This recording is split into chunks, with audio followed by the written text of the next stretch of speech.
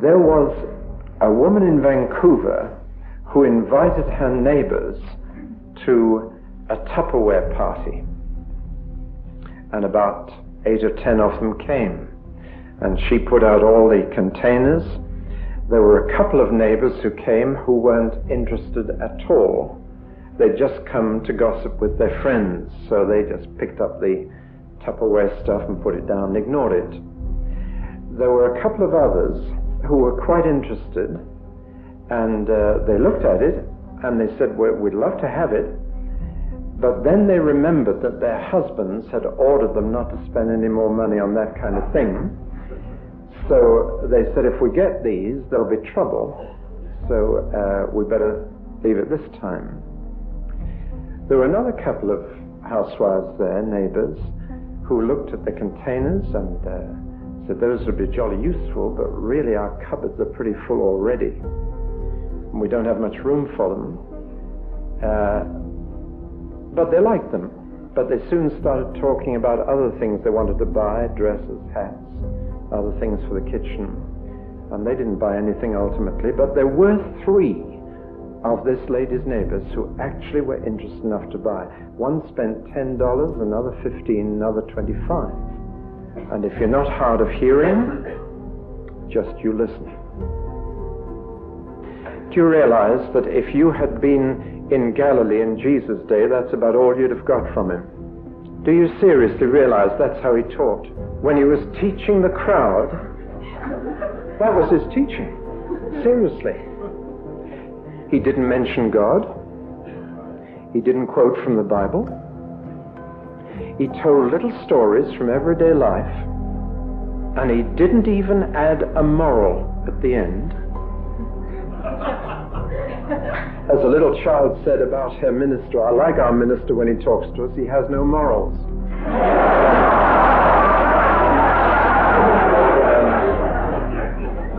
But Jesus didn't mention God, and he didn't quote the scriptures, and he had no morals. He just told a little everyday event and said, if you're not hard of hearing, then listen. And that's all they got. And it was his disciples who later said, hey, tell us, what was all that about? We don't get it. Explain it to us. But he spoke nothing but parables to the crowds. Nothing but those little stories. That's all he did. Now, I'm preaching tonight on a chapter I've never preached on before. But it's a group of parables about the kingdom, and I believe somewhere in it, God has a very direct message for the West Coast Fellowship. Somewhere in it. But since it's parables, you might miss it. And there's a sense in which everything depends on the hearer when you're telling parables.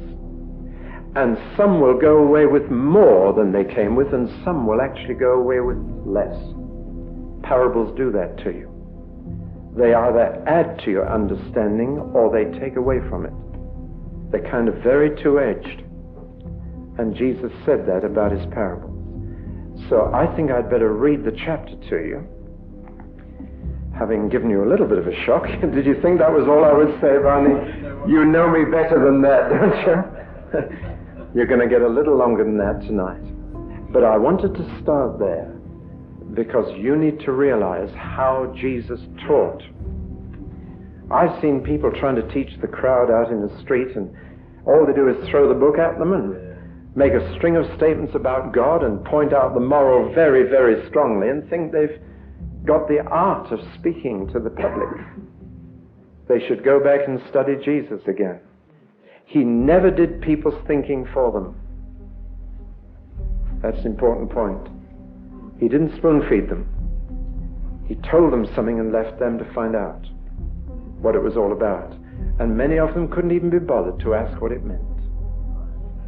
He might be preaching to hundreds, and then only 12 men would come and say, what was all that about? Explain it to us, please. Which he then did, because he was waiting for that eagerness to have more. Well, now, it's Matthew chapter 13, And the first parable he told is almost identical to the Tupperware party.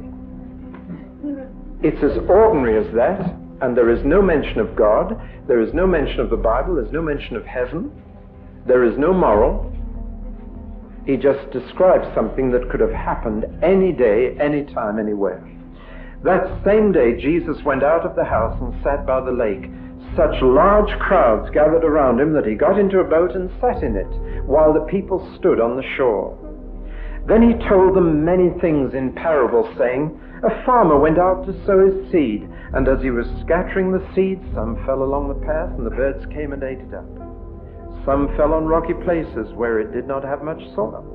It sprang up quickly because the soil was shallow. But when the sun came up, the plants were scorched, and they withered because they had no root. Other seed fell among thorns, which grew up and choked the plants. Still other seed fell on good soil, where it produced a crop 100 or 60 or 30 times what was sown. He who has ears, let him hear. See what I mean? Not a word about God, not a mention of Scripture, no moral. Something actually they probably saw happening at that very moment. Because right behind the place where he was in the boat is a field where sowers, I've seen sowers in that field doing just that. There is nothing extraordinary there. I'm quite sure the response of most people was, so what's new? Thought he was a great preacher. Heard a lot about him. So what's new? The disciples came to him and asked, why do you speak to the people in parables? He replied, the knowledge of the secrets of the kingdom of heaven has been given to you, but not to them. Whoever has will be given more, and he will have abundance.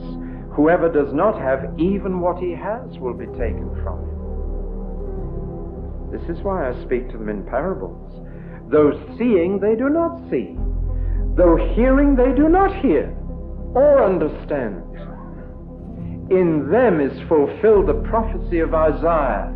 You will be ever hearing, but never understanding. You will be ever seeing, but never perceiving. For this people's heart has become calloused. They hardly hear with their ears, and they've closed their eyes. Otherwise, they might see with their ears, hear with their eyes, hear with their ears, understand with their hearts, and turn, and I would heal them. But blessed are your eyes because they see, and your ears because they hear. For I tell you the truth, many prophets and righteous men longed to see what you see, but did not see it, and to hear what you hear, but did not hear it. Listen then to what the parable of the sower means. When anyone hears the message of the kingdom and does not understand it, the evil one comes and snatches away what was sown in his heart. This is the seed sown along the path. And what was sown on rocky places is the man who hears the word and at once receives it with joy. But since he has no root, he lasts only a short time. When trouble or persecution comes because of the word, he quickly falls away. What was sown among the thorns is the man who hears the word, but worries of this life and the deceitfulness of wealth choke it, making it unfruitful. But what was sown on good soil is the man who hears the word and understands it. He produces a crop yielding 160 or 30 times what was sown. Jesus told them another parable. The kingdom of heaven is like a man who sowed good seed in his field. But while everyone was sleeping, his enemy came and sowed weeds among the wheat and went away. When the wheat sprouted and formed heads, then the weeds also appeared. The owner's servants came to him and said, Sir, didn't you sow good seed in your field? Where then did the weeds come from? An enemy did this, he replied. The servants asked him, "Do you want us to go and pull them up?" "No," he answered, "because while you are pulling the weeds, you may root up the wheat with them. Let both grow together until the harvest. At that time I will tell the harvesters, first collect the weeds and tie them in bundles to be burned, then gather the wheat and bring it into my barn." He told them another parable. "The kingdom of heaven is like a mustard seed which a man took and planted in his field. Though it is the smallest of all your seeds, yet when it grows, it is the largest of the garden plants and becomes a tree, so that the birds of the air come and perch on its branches." He told them still another parable. "The kingdom of heaven is like yeast that a woman took and mixed into a large amount of flour until it worked all through the dough." Jesus spoke all these things to the crowd in parables. He did not say anything to them without using a parable. So was fulfilled what was spoken through the prophet, "I will open my mouth in parables. I will utter things hidden since the creation of the world." Then he left the crowd and went into the house. His disciples came to him and said, "Explain to us the parable of the weeds in the field." He answered, "The one who sowed the good seed is the Son of Man. The field is the world, and the good seed stands for the sons of the kingdom. The weeds are the sons of the evil one, and the enemy who sows them is the devil. The harvest is the end of the age, and the harvesters are angels. As the weeds are pulled up and burned in the fire, so it will be at the end of the age. The Son of Man will send out his angels, and they will weed out of his kingdom everything that causes sin and all who do evil. They will throw them into the fiery furnace, where there will be weeping and gnashing of teeth. Then the righteous will shine like the sun in the kingdom of their Father. He who has ears, let him hear." The kingdom of heaven is like treasure hidden in a field. When a man found it, he hid it again, and then in his joy went and sold all he had and bought the field. Again, the kingdom of heaven is like a merchant looking for fine pearls. When he found one of great value, he went away and sold everything he had and bought it. Once again, the kingdom of heaven is like a net that was let down into the lake and caught all kinds of fish. When it was full, the fishermen pulled it up on the shore. Then they sat down and collected the good fish in baskets, but threw the bad away. This is how it will be at the end of the age. The angels will come and separate the wicked from the righteous and throw them into the fiery furnace, where there will be weeping and gnashing of teeth. "Have you understood all these things?" Jesus asked. "Yes," they replied. And he said to them, "Therefore every teacher of the law who has been instructed about the kingdom of heaven is like the owner of a house who brings out of his storeroom new treasures as well as old." I hope by the time we finish, I could say to you, "Do you understand all these things?" And you could say, "Yes." Then I could tell you, you'll be among those who can bring treasures new and old together. Father, I just pray now for the aid of your Holy Spirit, not just for me, but for everybody listening. Anoint my mouth and every ear, and every eye too, and every heart, that what the senses are aware of may become sense within, that sight may turn into insight, and that seeing we may see, and hearing we may hear, and understand. For your name's sake. Amen. It's about half a mile south of Capernaum. There is a horseshoe-shaped bay with sloping banks down to it. And I know that's the place where Jesus sat in a boat. The acoustics are perfect for thousands of people. You wouldn't need this kind of thing. They couldn't have one anyway. And in a boat, out in that horseshoe-shaped bay, everybody on the bank can hear every word. You know that sound carries well over water.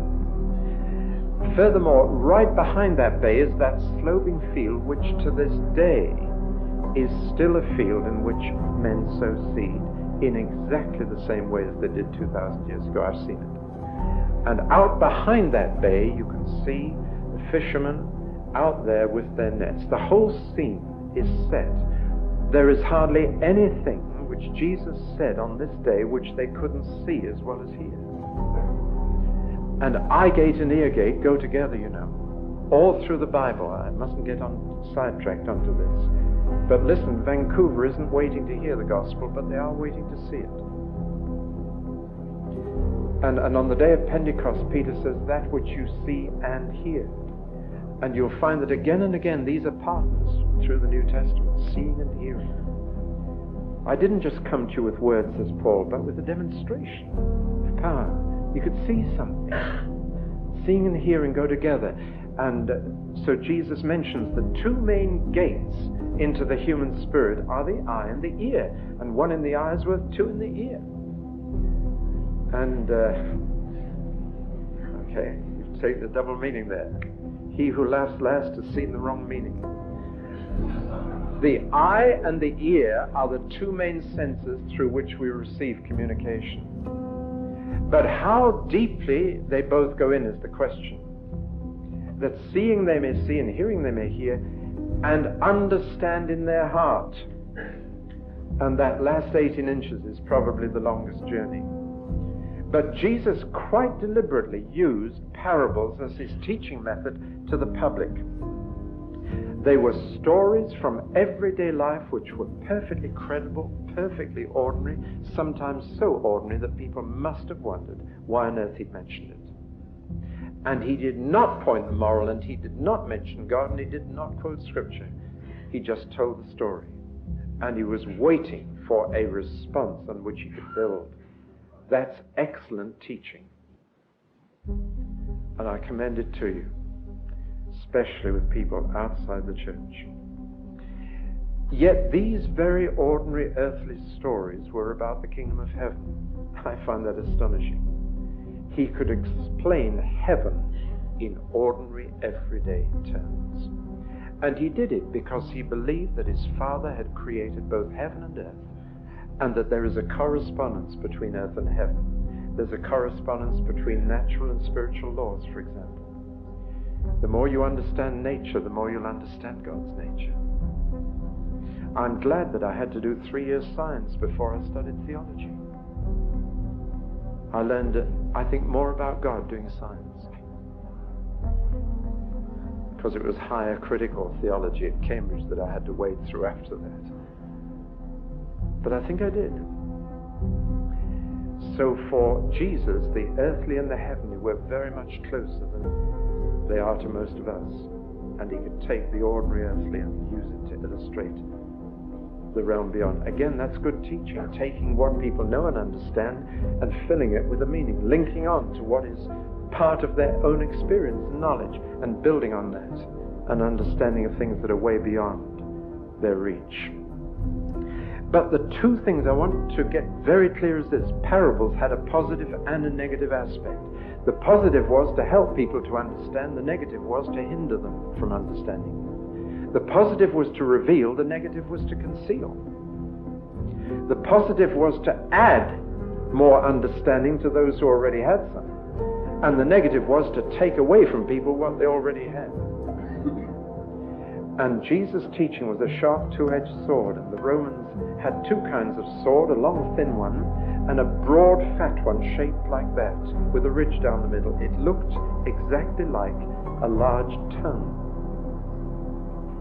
Jesus' tongue was as sharp as any two-edged sword. You used the long, thin one when you fought with one man, but the broad, fat one you used when you were dealing with a crowd. You slashed it from side to side. It was a heavy, sharp thing, and everybody got out of your way. And when Jesus spoke in parables, he was using the broadsword, the sharp two-edged sword of his tongue, to slash through the crowd. Some of his parables are really terrible weapons. They cut people if they understood. So it's this double edge to the parables that we must realize. They're not just sermon illustrations or children's addresses, or they're not just to bring light in, they're to bring darkness into some. They divide whoever listens to them into two parts. Those who go away with no interest, even the interest they came with, and those who are so fascinated that they want to know more. It's a bit like doing a crossword. I'm not a crossword fan, except a very easy one. I don't know if you are, but I've sometimes got interested in a crossword. And I've started doing it. And I've got about 3 clues and fill them in. And then I am stuck. And I read these clues and I think, well, what on earth is that about? I don't have that kind of a mind. And I give up. So what happens? I lose even the interest I brought to it. It's gone dead on me. If you had that experience, I literally lose interest. But if I get onto a few more clues, I gain interest, and I get a bit more and a bit more, and I begin to see where it fits, and I see that that word will go there, and so on. Now that's what happens when you listen to Jesus' teaching, when you listen to anything about the kingdom, but particularly parables of the kingdom. I think it could happen to some of you tonight.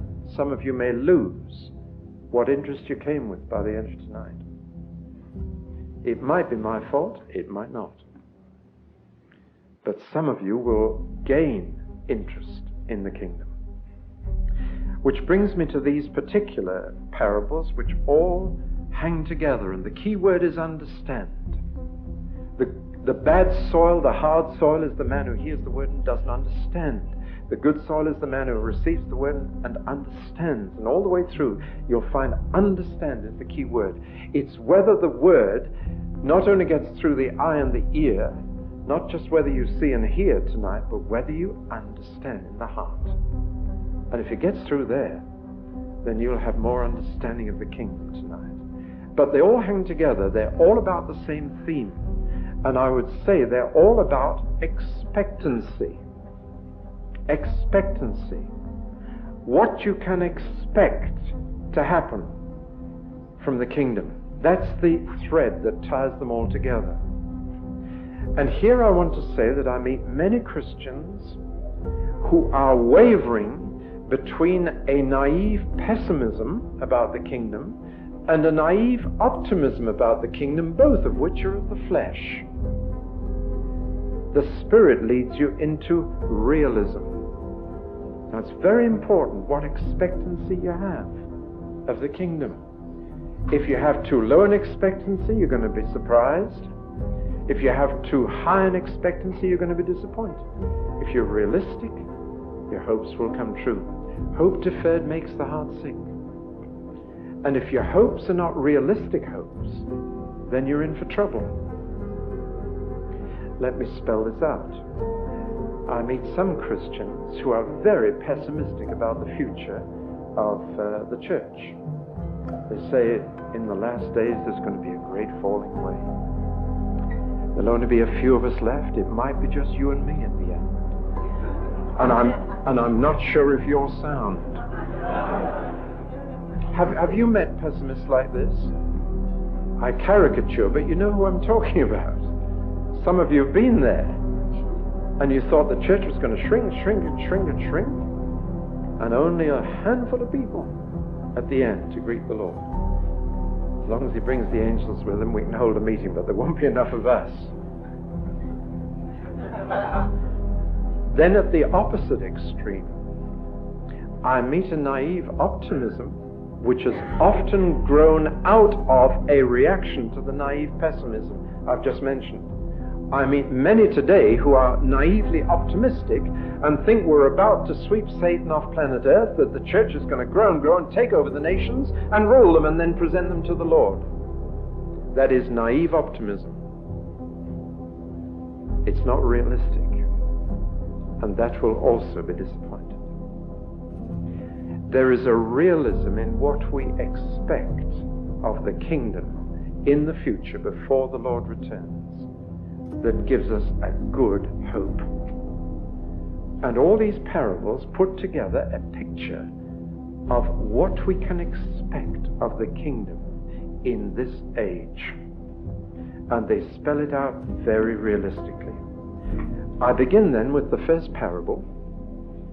We're in for some time tonight, but if unbelievers can watch the TV tonight for 3 hours, we can take a bit more than 20 minutes, right? Well, now the first parable is the parable of the sower, and you know it backwards. You could recite it. You've preached on it. You've been taught it in Sunday school. You've heard it again and again. I want to give it the title, The Incarnation of the Kingdom.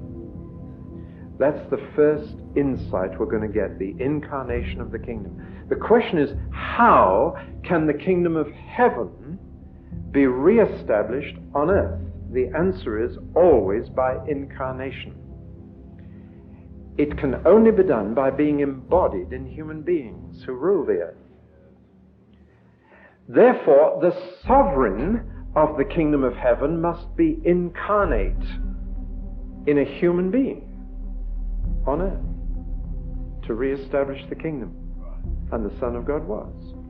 But a kingdom is made up of subjects as well as sovereign. You can't have a kingdom without subjects as well as a sovereign. The sovereign has been incarnated. The kingdom of heaven is now being incarnated in subjects. That's what's meant by sowing the seed. The seed is the message of the kingdom, and it's to be embodied in men. The soil is human. And we are taking the message of the kingdom and embodying it, incarnating it in human beings. That's how the kingdom will be reestablished on earth. The sovereign was incarnated, the sovereign was incarnated, and the subjects are now being incarnated here on earth.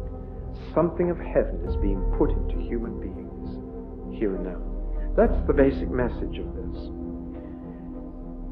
God nearly always does what he wants to do by words.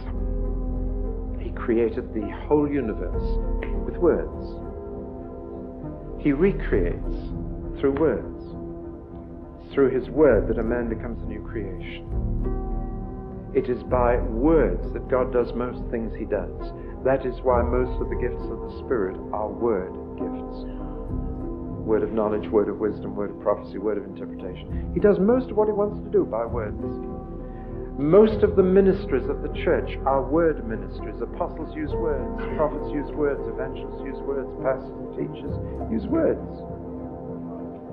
And the kingdom is incarnated in human beings through words. That's the seed. And it's to be implanted in human nature. Now, I want to look at two things. The statistics of sowing and the rewards of reaping in this parable. Both are very, very interesting. The first thing I want to say that I think may begin to touch the burden the Lord gave me for you tonight, and I don't know you, church. But the first burden that came to me was that the method of sowing is broadcasting. It is scattering the seed. Now, you'd have to watch a farmer in the Middle East to understand this. They don't have fields like I've seen as I drove down to the States and back this afternoon. They're lovely big fields, flat, nice soil, plow it up, drill it. Do you say drill it here? What do you use? Drill? Seed drill? Get nice rows? You couldn't do that. That field behind that bay where Jesus sat in the boat and taught is a field you couldn't plow. It's covered with hard basalt rocks and stones which would wreck a plow. It's the hardest stone almost around. It's black, it's hard, and there are thorns, some of them 6 to 8 feet high, with spikes on them longer than my thumb. 2.5-inch spikes, the thorns in the Middle East. Can't get near them. And you've no idea whether the soil is shallow or deep. You just see a little patch of soil here and a little patch there. But those people have to use that land. It's the only land they've got. And I've watched a sower going down that, through that field. And he does what I've actually done in my earliest days on the farm. Anybody ever done it? You carry a round container of seed and you develop a rhythm. And you take a handful out and just do that down the row. Anybody seen that kind of thing? That's how they sow. It's the only way you could sow in that territory. You have to broadcast it. You can't place it. You have to scatter it and hope for the best. Now, I'm beginning to say something which you need to hear. I'll come right at the end to the great contrast there is between fishing and shepherding, between evangelizing and pastoring. There is a total difference, and we have real difficulty adjusting to the two, because the seed has to be broadcast, thrown all over the place. You can't place it as you can plant your house plants. You scatter it. You broadcast the message of the kingdom. Sometimes it feels like trying to fill a lot of jam jars from a hose pipe. That's broadcasting, hoping that some will drop into some jam jar. But that is the method Jesus used. It is a wasteful method, but there's no other way to sow. And the statistics of sowing, let's assume that the 4 times Jesus said some fell, some fell, some fell, some fell. Let's just say that that means a quarter fell, a quarter fell, a quarter fell, a quarter fell. It may not have been exactly that, but for the purposes of understanding the parable, just assume that he's talking about 4 quarters of the seed. And what he's saying is 3 quarters was wasted. And you've got to live with that and face it. Otherwise, you won't sow. Now, you know perfectly well what caused the wastage. I'm not going to draw that out. You've probably preached on it yourself. Jesus knew what was in man. He had no illusions. He knew there were some so hard, maybe gospel hardened, or they'd heard preachers so often, or they'd had such tough experiences in life that had hardened them off. So many people had trampled over them that they just weren't receptive to any good news. He met people like this. He knew some were hard. And he knew that they'd no sooner heard than what had been said would be forgotten within minutes. And that Satan would see they're forgotten and keep them hard. He knew there were people like that. No penetration of the word. It just went. I saw a secretary in London. She had 2 new earrings. One said in and the other said out. And that's exactly what he was talking about. You see? Now, he also knew there was a second group of human beings who are too shallow. They'll get very emotional. They'll receive the news with joy, have a good old sing and dance about it. It doesn't lead to anything, especially when the way gets a bit tough and trouble begins. And some people, I'm afraid, made Christian professions and nobody told them that that's the beginning of trouble. I couldn't tell you that when I came to Christ my troubles were over. They began when I came to Jesus. And they got much worse when I got filled with the Spirit. Somebody said, I was asked by a minister, what's the infallible sign of being filled with the Spirit? How do you know? I said, I can tell you, trouble. If you've not got into further trouble, I question whether you've been filled with the Spirit. I have a sound scriptural basis for that, because the most frequently mentioned sign of being filled with the Spirit in Acts is not tongues, but boldness. And the boldness always got them into trouble. So there are those who, as soon as they realize that getting to know Christ gets you into trouble and being filled with the Spirit gets you into more trouble, they're off. They like the choruses and the singing. They heard the word with joy, but very shallow. Got no deeper than their feelings. And then there's this third group, whose lives are already too full of other things, who think of the kingdom as a nice optional extra, you know. I've got the job I want, I've got a nice house, I've paid the mortgage off, I've got a nice car, it'd be lovely to have a nice church to go to on Sunday as well. Do you know what I mean? As if Jesus just is the icing on the cake, as if a bit of good religion would just complete it all. But their lives are already too full. And it's interesting that Jesus said they're too full of wealth and worry. Those two go together. The more you have, the more you're worried about how to keep it. And you start reading the stock exchange more than your Bible. And Jesus knew there were people like that. And he said, it's all wasted on those three groups. 3/4 of the seed is wasted. It's gone. Actually, many evangelists would not say that. They would say that only 1/4 was wasted. Because in fact, 3/4 made a decision. 3/4 made a response. 3/4 received the word.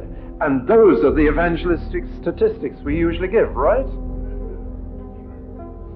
But Jesus said, I count those who get through to producing fruit. The others are all wasted. Because the whole point of sowing was to get some more grain. So in fact, 3/4 was wasted. That's how you should count. Not who starts the Christian life, but who finishes it. Because it's not the faith you start with that saves you, it's the faith that you finish with. According to my reading of the New Testament. It's not those who make a great response in an evangelistic crusade, it's those who 12 months later are producing fruit, whom you can say was worth it. But the point is that the sower went on sowing, though he knew that 3/4 of what he was throwing out was wasted, would produce nothing. Now that's important to notice, because that's evangelism. And the farmer was a realist. He was neither a pessimist nor an optimist. A pessimist would have said 3/4 wasted. An optimist would have said 3/4 grew. A realist says 1/4 will produce fruit. But now look at the rewards of reaping. Just do a little mathematics. I've tried to do a bit. I think I've got it right. 25% of what he sowed produced an average increase of 60. Just over 60. 30, 60 around. So the average was somewhere around 60. And if that is so, 100 seeds got into good ground and produced 1,500 results. In other words, each seed that got into good ground produced 15 seeds. Do you follow me in that? 25% produced an average of 60% increase. So in fact, he was getting back 15 times what he put in, even though 3/4 was wasted. Now, I'm saying something about evangelism here. I've heard mass evangelism criticized because many don't last. True. But the word is to be broadcast.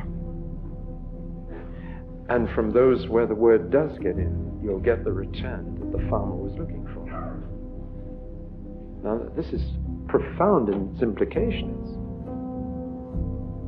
Because shepherds find it difficult to cope with wastage. Evangelists don't. It's the difference of gifting. And it's very hard for them to understand each other. How can you preach and get all those decisions and then see 3/4 of them go to nothing? The shepherd can't bear that. But the evangelist can, because he's a sower.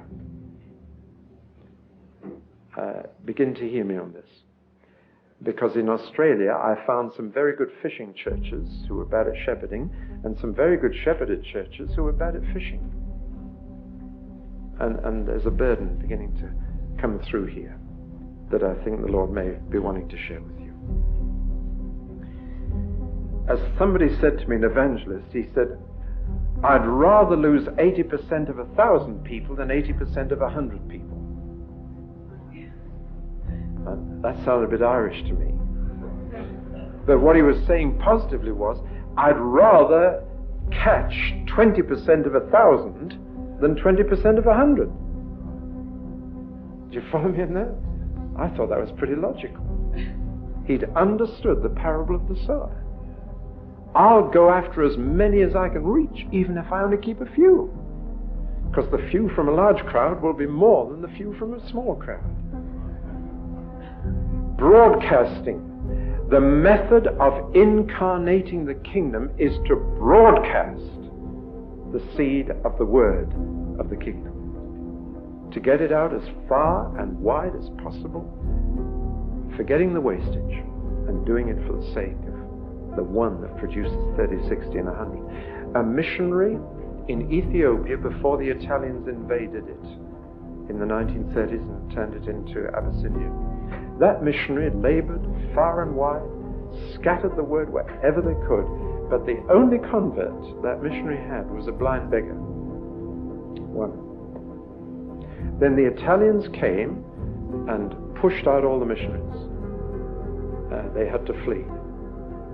And some of you may be old enough to remember the atrocities of gassing and so on that went on. A terrible time.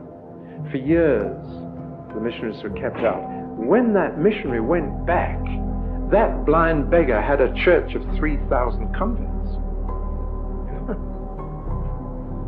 And the missionary realized that broadcasting, I think it was a lady, is broadcasting the word as she'd done. It only got into one. But look what the one produced, which made the whole operation worthwhile. I hope you're feeling a word of encouragement coming through here. It's not a word of criticism, it's a word of encouragement. The pessimist says so much waste. The optimist says, look how many responded immediately. The realist said, let's wait and see. But it was worth doing for what we will see. The fruit we'll get. Jesus, in the early days of his ministry, scattered the word wide and got up to 5,000 listening. And he got 12.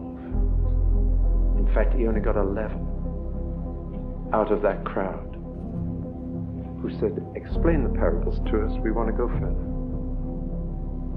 When he said, are you going to leave me too, like the 5,000 have done? I mean, Jesus preached one sermon and lost 5,000 people. He did.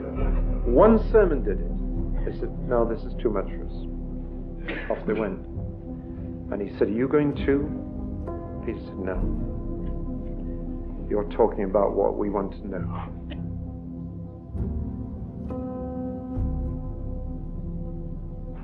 The second parable we want to deal with tonight, I'm dealing at length with the first two, and then we're going to deal briefly with the rest, because the first two are the vital ones. This second parable of the wheat and the tares tackles the questions of basic philosophy which the greatest minds of the world have been tackling, ever since ancient Greece and before. And the question of evil is still the biggest philosophical question. How did evil get here, and how can we get rid of it?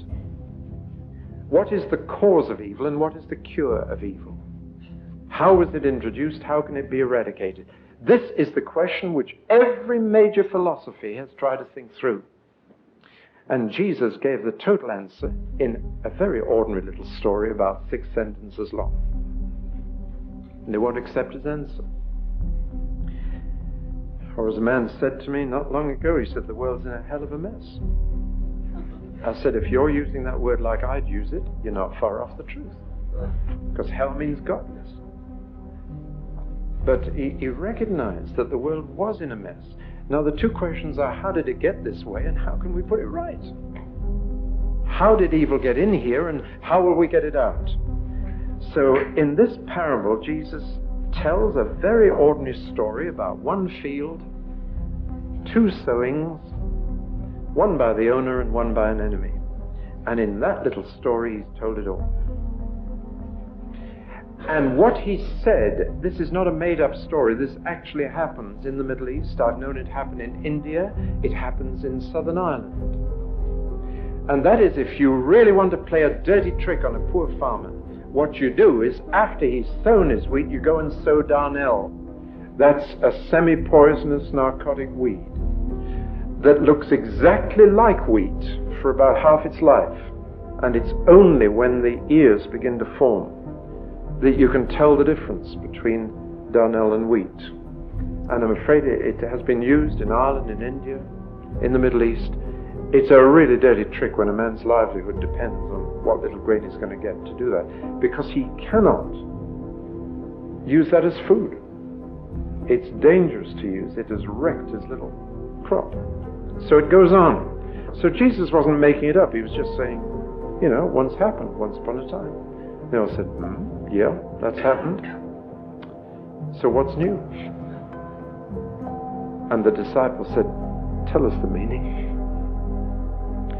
And the meaning was, I am explaining to you the introduction of evil and the eradication of evil.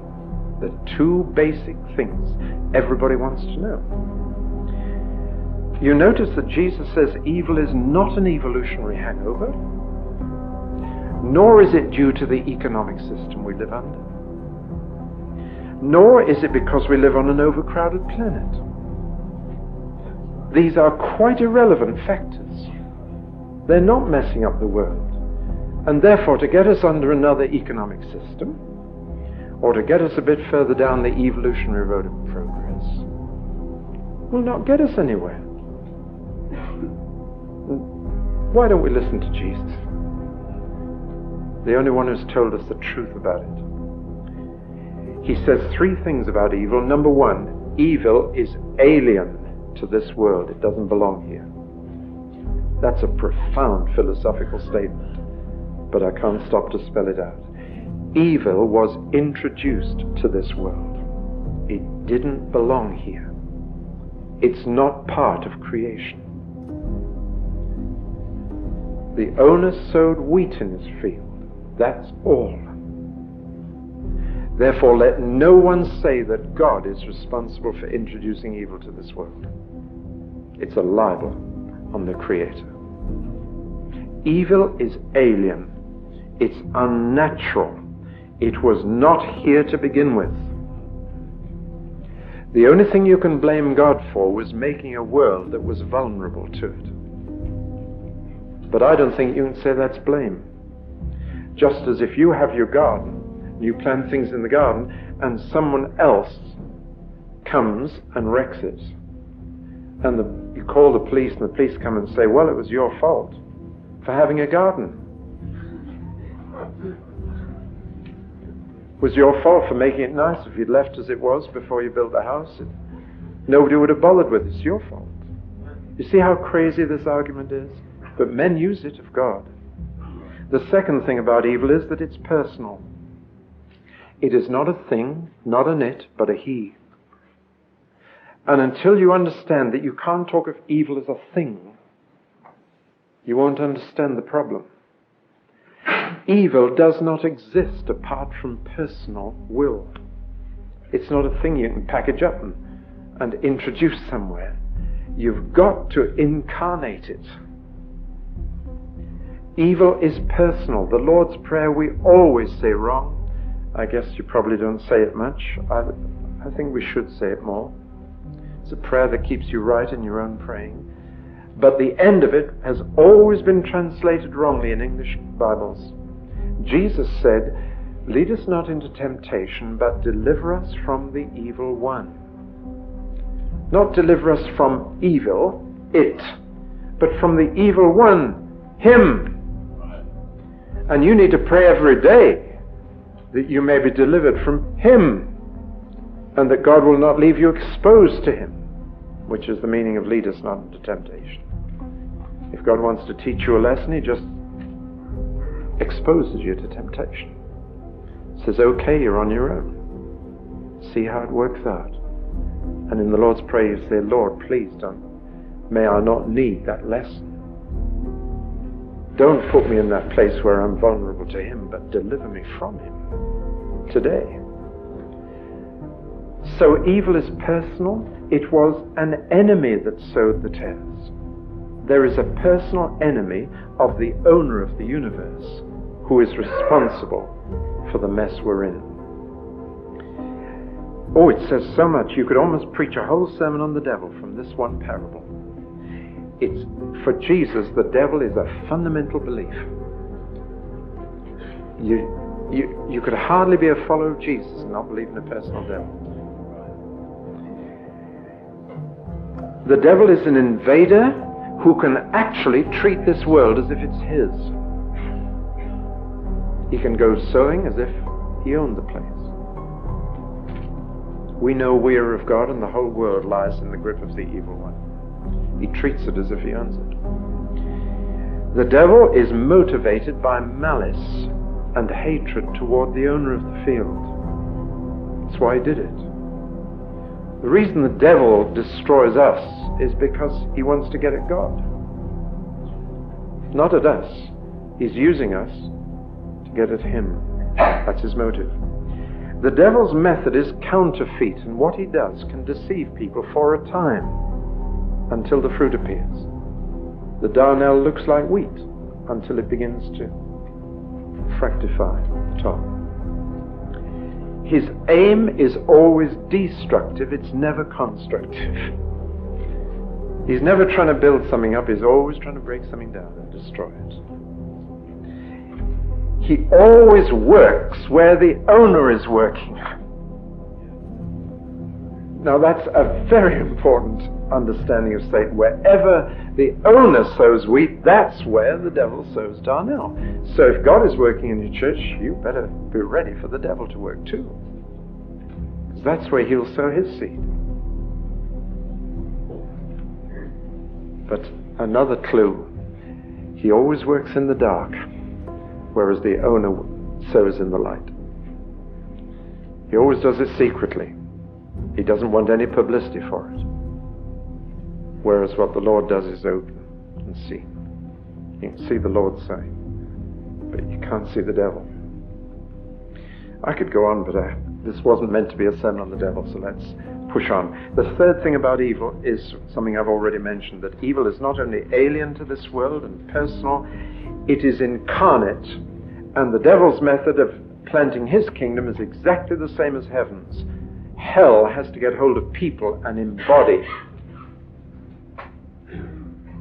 The seeds that are sown are the sons of the devil. They're people. The wheat is personal, the tares are personal. And that's his method, incarnation again. He's got to get hold of human beings. And he looks around for something in your life or in mine that he can get hold of. It's usually something we keep in the dark. And if you think of something you couldn't share with someone, that's usually where he will incarnate himself and grab you. Well, let's leave the devil now. I don't like giving him a lot of publicity. Jesus doesn't answer all the questions, but he tells us enough about the introduction of evil to tell us how to tackle it. And the basic insight is something that was supernaturally introduced can only be supernaturally eradicated. If human beings had introduced evil to this world, human beings might eradicate it. But we won't. It will take angels to eradicate the devil. We won't do it. It's a false hope that is not promised us that we will. We are promised that if we resist him, he will run away from us. But we're never promised that we will eradicate him or his kingdom. Now, we're coming now to the eradication of evil. As the wheat and the tares matured, the differences became obvious. And the sons of the kingdom of heaven, the servants of the farmer, became greatly concerned. They had a righteous indignation that this should have been done. And moral indignation can often lead to mental impatience. And you say, let's deal with it straight away. Let's root it out straight away. And I'm afraid moral indignation slips into mental impatience very quickly if we're not careful. So they came to the owner of the field and they said, look what's happened. Look at these weeds in your field. You didn't sow them, did you? And the owner said, no, I had nothing to do with it. An enemy did it. Well, then let's clear the field up straight away. I want to tell you that one of the most subtle temptations on Christians today is to become tear pullers. I say that carefully because I don't want to be misunderstood. I believe in church discipline. I believe in social action by Christians, but I do not believe in tear pulling. It's very important that you understand that this is something else that I'm talking about. There are Christians who are getting all steamed up about a tear pulling crusade. And you can work up a good head of steam on that. You know, when you're filled with anger at some of the evil things that are, come on, let's clear it out, let's root it out, let's eradicate it. And I'm just putting a cautionary word against this, lest we try and do what we can't. That's the human reaction. Let's have a purge. It is the reaction of the flesh all around the world. Let's purge our nation of evil people. Let's purge Grenada of the Cubans. Let's purge Europe of the Nazis. Let's purge. That's the human reaction to the tares, isn't it? Everywhere you go. If we could only get rid of that lot, the field would be fine. And every election we have, I hear it. I hear it. Let's kick that lot out and then we'll have it. Then we'll have the kingdom of heaven on earth. Let's get rid of the Tories. Let's get rid of the Labour they're sending them. Let's purge. Get rid of the people causing the problem. That is not heaven's method. And it won't work. It's the right idea, but the wrong time and the wrong people.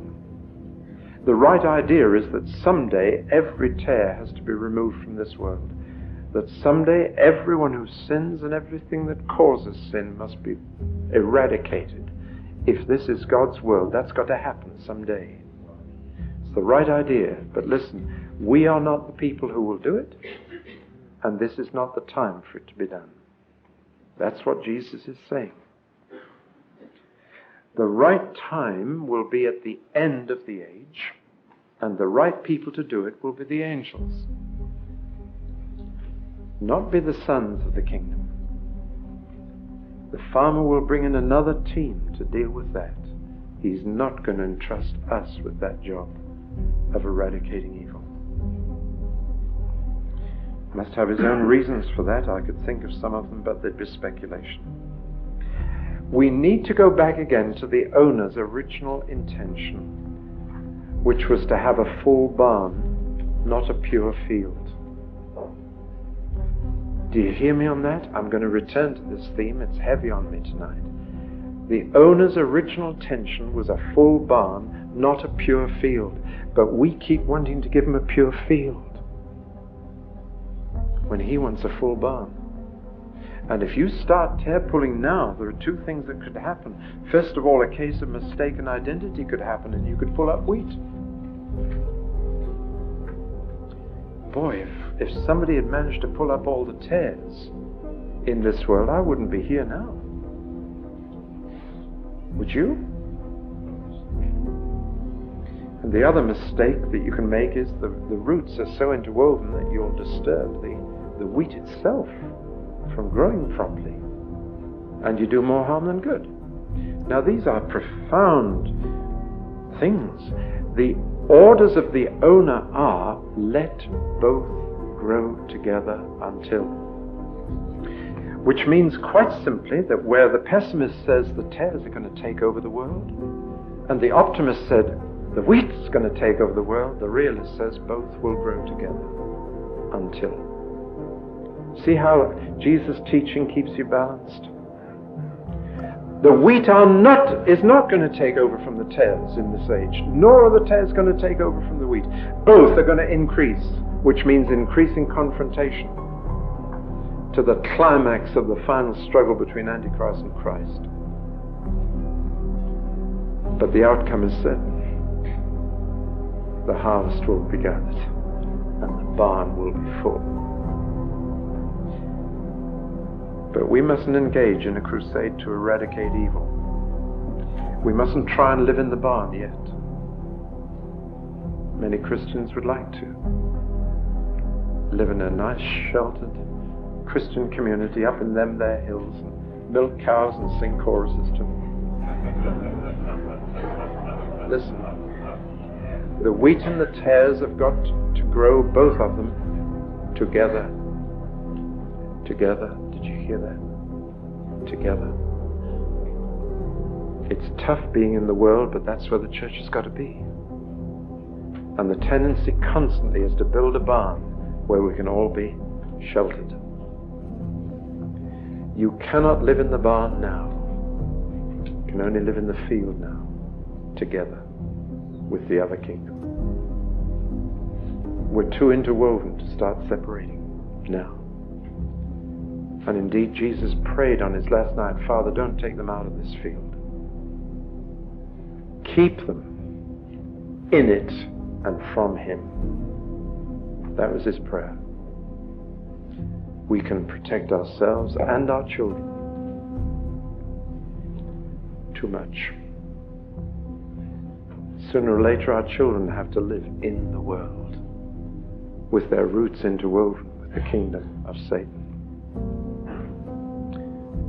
I wouldn't let our children go away to boarding school, partly because I had unhappy memories of boarding school, but one of the reasons was we both wanted them in the world, but in close touch with us so that they could discuss what they were encountering.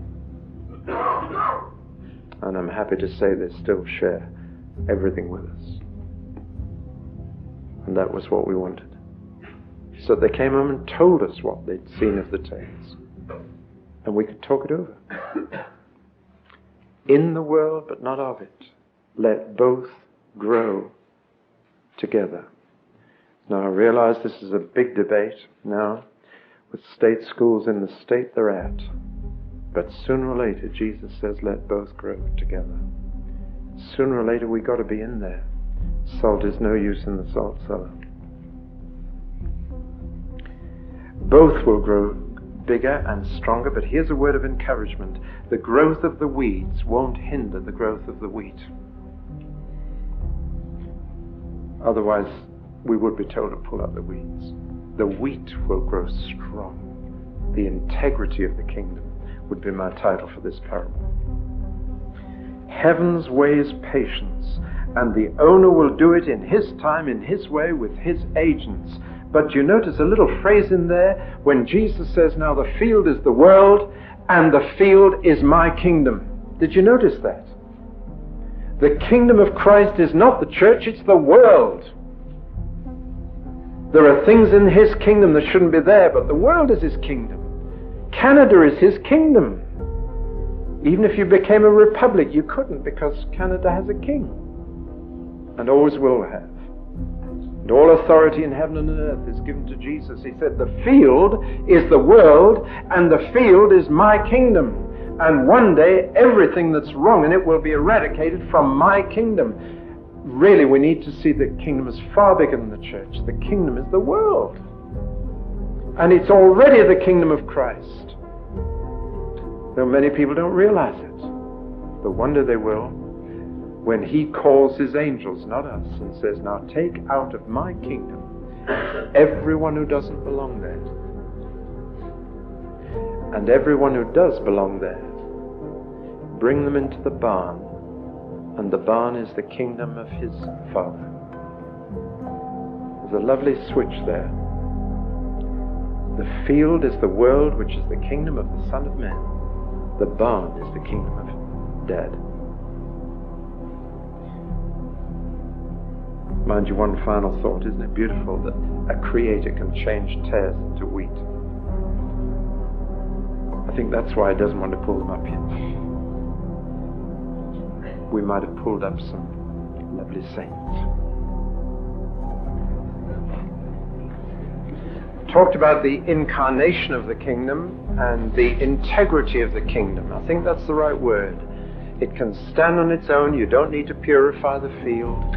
It stands in its own integrity. You don't need to clear the world up before the kingdom is strong and growing. The third area that Jesus talked about was what I would call the increase of the kingdom. And he rounds off his public discourse with these two very short parables. And usually when Jesus gave two short parables to the public, he always gave one to the men and the other to the women.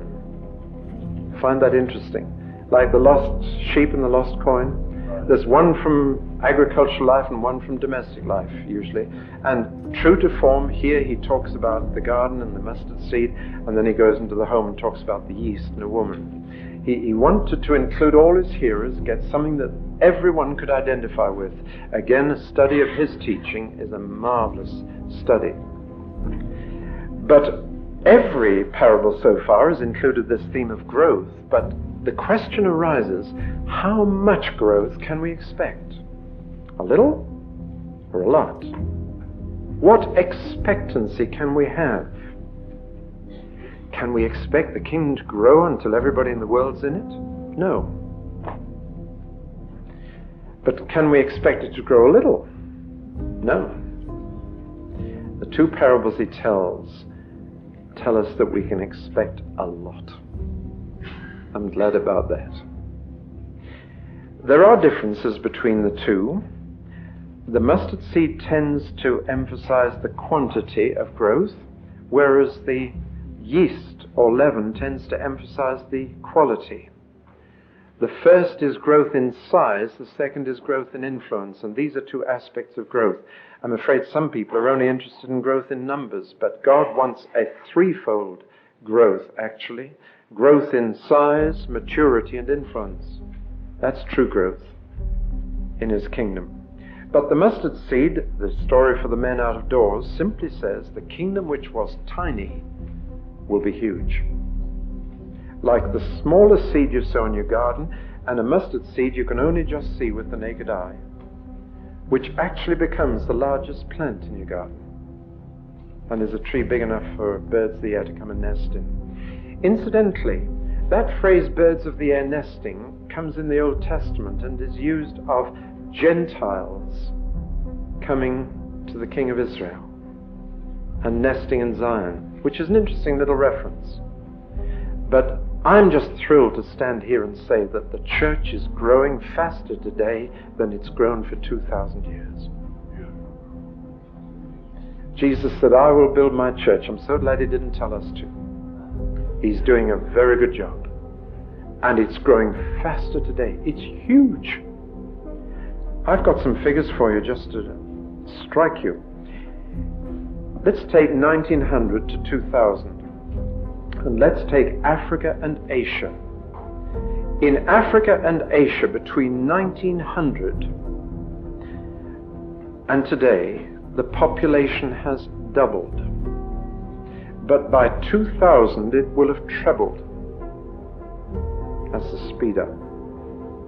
So 1900 to today, doubled. Today to 2000, trebled.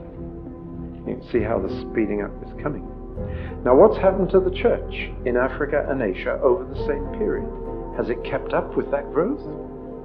Between 1900 and today, the church in Africa and Asia has multiplied by 13 times, when the population has only doubled. And by the year 2000, the church in Africa and Asia, on present trends, will multiply 34 times, when the population has only trebled. Does that encourage you? That's what's happening in our world.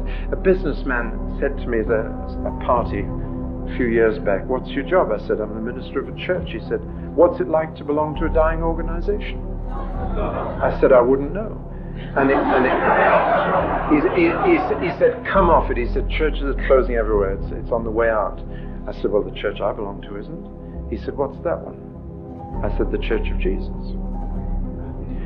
And he looked at me a bit sideways, but I said, listen, every minute I talk to you, every minute, the church has 15 more members, even allowing for deaths. A net gain of 15 members a minute around the world. That's 1,000 an hour, 25,000 a day.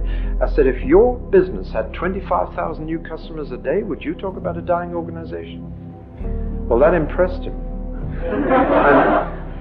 And I'm one of those, having impressed someone, I then try to improve on it and lose it. Do you do that? You know? I thought, well, I've really impressed them, and so I'll say something even better. I said, and I'll tell you another thing, we never lose a single customer by death.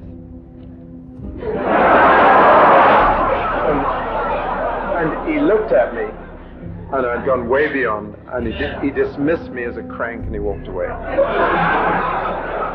Now, that was a few years ago. The figure tonight is 45 per minute. There is a net gain of Christians in this world of 64,000 a day. That's the church you belong to. The church we should get excited about. The mustard seed is becoming a huge plant, and the birds of the air are nesting in it.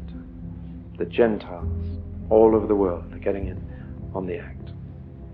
That's what this parable, it's an encouraging parable. It tells us to expect from tiny beginnings, 11 men, a huge church, a multitude that no man can number. It won't cover the world, it won't be everybody, but it's growth. Real, significant growth. And it's faster, much faster than the population is growing in this world. And all you hear is the population explosion. Somebody should give a bit of publicity to the church explosion, because it is fantastic. You meet a man, I met a minister, not Yonggi Cho, a Presbyterian minister from down the road from Yonggi Cho, and his church is growing almost as fast, but he gets no publicity. Many churches are growing like mad in South Korea. They have Christian rallies of just under 3 million people. You know, and this minister was telling me about them, so I tried to look as if I was in the same league, and, you know, had quite a good time at West Coast the other day. And but listen, I thought these people had colossal faith. But in Yonggi Cho's church, the target he sets per month is 10,000 new members a month for his church. And he's seeing it. But actually that target is well within your reach, because his target is actually that each house group should win 2 people for Christ every 6 months. But when you've got thousands of house groups, it adds up. But I can relate to that target now. Every house group win 2 people in 6 months. Would your faith stretch to that? The growth in Korea is exactly that rate. So I want to encourage you into growth. And the second parable about the yeast is more on the quality than the quantity, on the influence. If the first is very visible growth, the second is very invisible. But what Jesus is saying is that the kingdom will permeate every part of society, and every part of this world. It'll just spread like yeast in dough until every part is feeling the effect. I'm not talking about converting everybody, but every part will be affected. There will be a day when there won't be any part of this world that isn't being affected by the kingdom of God. Something will be happening in that area that is the result of the kingdom being here. That's encouraging, isn't it? And he's promising that that will happen. The kingdom is like yeast that goes on operating until every part of the dough is touched. So the first parable says the small will be big, and the second says the part will affect the whole. It's encouragement. But you notice that it only happens when the seed is planted in the soil, or when the yeast is mixed with the dough. I'm back to something we touched earlier. Separation of the church doesn't lead to anything. Church has got to be mixed right in there. The yeast has got to be in the dough. The seed has got to be in the garden.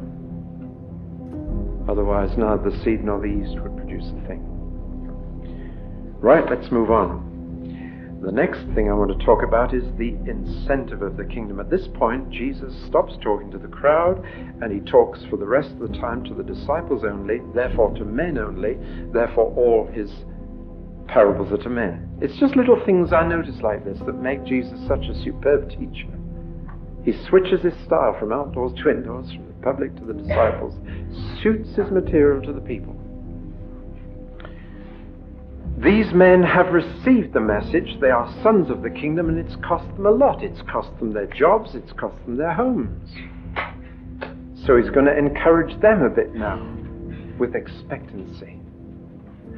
And he tells these two beautiful little stories. Again, there are differences between the two and similarities. The treasure in the field and the pearl of great price. The differences are these. In the treasure case, the man is not looking for treasure, and therefore not wanting it, but suddenly surprised by it. In the other case, the man is looking for a pearl. He's a trader, and he's wanting it.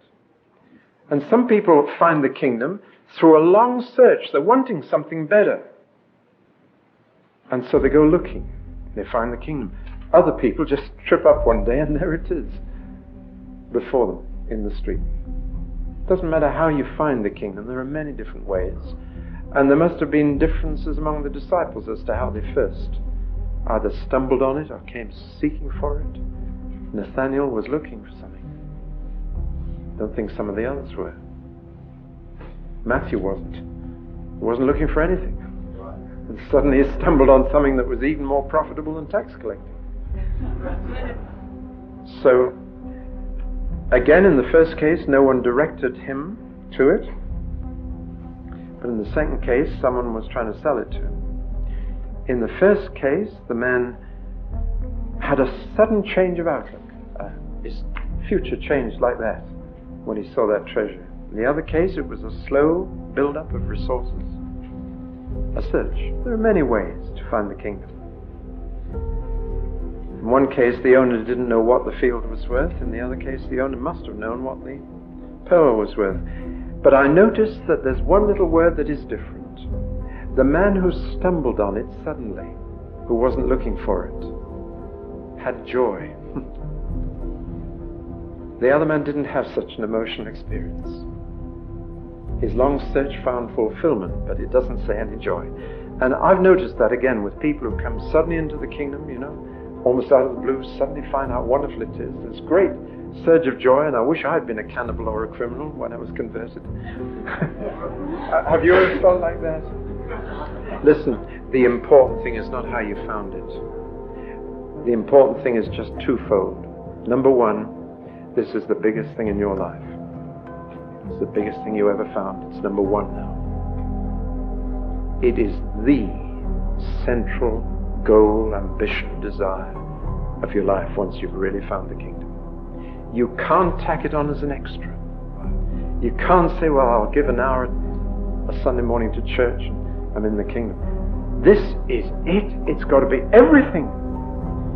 If you've really discovered the kingdom, nothing else matters from that moment. If you've really understood what it's all about, it is now your life. That's the first thing. It's number one. And the second thing is, it's worth making any sacrifice whatever to get that one thing. Everything else pales now. You'd give up anything else for this. Both of these men sold everything they had, didn't feel the loss. The kingdom has a way of taking you over.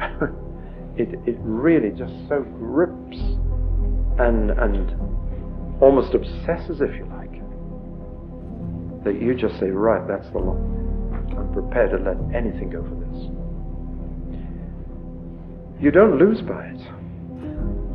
Jesus said, no man has left family, houses, lands for my sake in the kingdoms, but he'll receive 100-fold with persecution.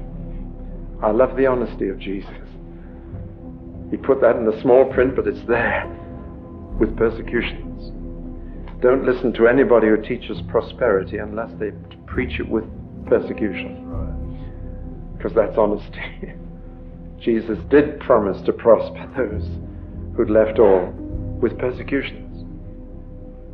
Oh, I'm not sure I want to be prosperous. It's honesty. Well, let's move to the last one. I didn't know what to call this, being a slave to alliteration.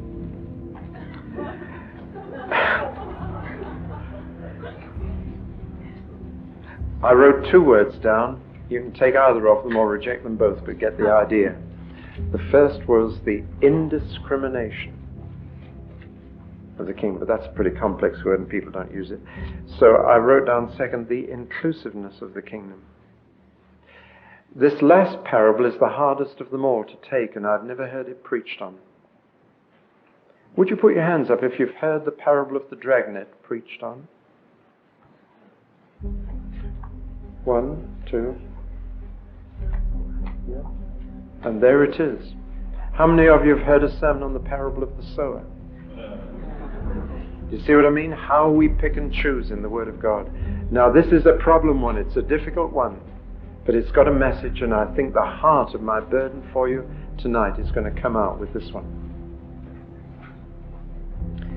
Go back to Galilee. They never fish with a rod and line.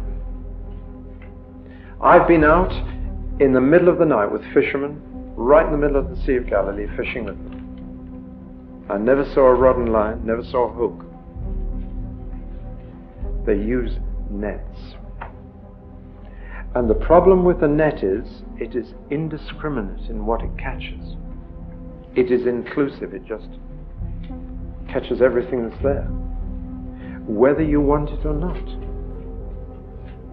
Now with a rod and line you can say, right, I won't bother with those little ones, there's a big salmon just over there under the shade, I'll go for that.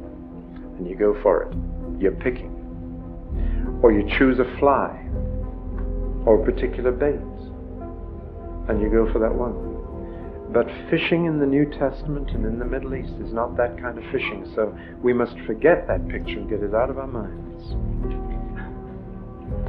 Fishermen use nets, and therefore they get a real mixture in the net.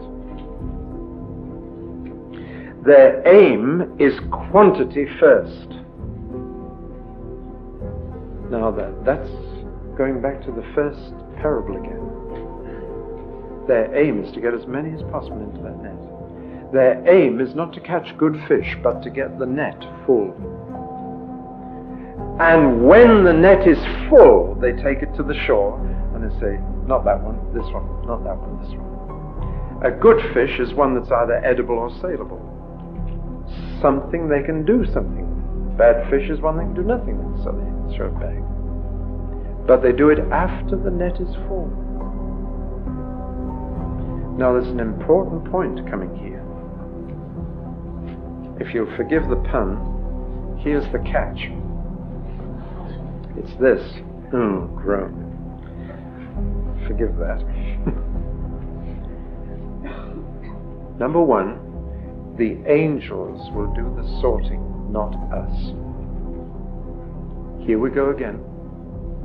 We'd love to do it. It's not our job. It's our job to get the net full, not to throw the bad fish out. The angels will do the sorting. Secondly, they will do it at the end of the age, not now.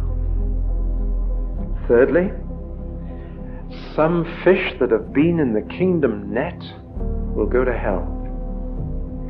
It's quite clear. Mathew repeatedly warns us of those who have related to Christ who can yet go to hell. Matthew 25 gives 5 warnings like that. Of those who are waiting for the bridegroom's coming, who will be in outer darkness. Now we've got to take these warnings pretty seriously.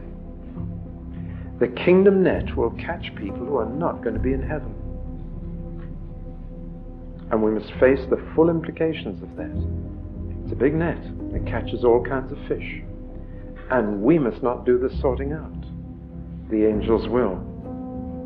My conclusion is that as of 1983, the net is not yet full. You follow me in that conclusion? Because the angels aren't kicking the bad fish out yet. The net is not yet full. Our concern is to get any fish into that net and get the net full. Now again, it's difficult for us to accept that concept if we've got a heart for quality rather than quantity. And yet here is Jesus saying, the kingdom is like this. and it gets sorted out in the end. But it gets a netful. Let me come right then to something that arises not out of here, but out of my last 2 weeks in Australia with the ministers of the Sunshine Coast. And I found that there was great tension between some of the leaders out there. Some of them hadn't even spoken to each other in years and hadn't shared the same platform in years. But praise God, last Friday night, God put them together on a platform, side by side, in full view of the whole church of the Sunshine Coast. He did a miracle. But one of the basic things that was coming between them was this. Some of those men were fishermen and some were shepherds. And they didn't understand each other. The fishermen were going for the big numbers and had a lot of wastage. Whereas the shepherds said, no, we believe in real care of each one, and we go for quality, not quantity. And they couldn't understand each other. And the risen, ascended Christ gave to his church pastors and evangelists. And they've never understood each other. And Jesus says, my church needs both. And I want the word to be broadcast wide. And I want the net to be cast wide. And you're just going to have to cope with the bad fish you catch. You're going to have to cope with the wastage and the disappointment, because it will be worth it for the harvest of the end of the age. And we need both. You see, I meet lovely shepherding churches that tend to stay at the same size or grow slightly. I meet marvelous fishing churches, get huge numbers, can't keep them. And I think the risen Lord Jesus is just saying, couldn't you get it together? Couldn't my church have fishermen and shepherds together? Couldn't they be casting the net wide and caring for those they get? And get it together and have quantity and quality together. Neither saying they're the best because they have the biggest quantity or the best quality, but saying, hey, we need what you've got. You need what we've got. That's my burden. I believe the Lord is sharing that burden of his heart, to have a fishing, shepherding church. Well, I've brought forth from my treasures things new and old. Jesus said, if you're instructed in the law and the kingdom, that's what you'll do. Bring familiar things and fresh things together. What a beautiful balance in Jesus' teaching. In just one chapter, he's spoken of the kingdom as present and future. Get the balance right. It's both. He's spoken of the kingdom of heaven and yet on earth. He's spoken of divine sovereignty and human responsibility. He's got almost every major doctrine in balance in just one chapter. But just before I came, I said, Lord, how do we finish tonight? And he told me to tell you about Peter, whose first call was to be a fisher of men, but who 3 years later was told, feed my lambs. And he had to learn both. Now on the day of Pentecost, he was a great fisherman. He caught 3,000. But when he wrote his letter later, he wrote as a shepherd to other shepherds about the chief shepherd. Peter was one of the very few who managed to get it together in his own leadership. Very few managed to do that. Very few pastors are evangelists. Very few evangelists are pastors. So in most cases, you've got to get a team together. But what he told me to tell you was this, just to quote one verse. After the resurrection, Peter said to the other disciples, I'm going fishing. And the other disciples said, we're coming with you. I thought that was beautiful.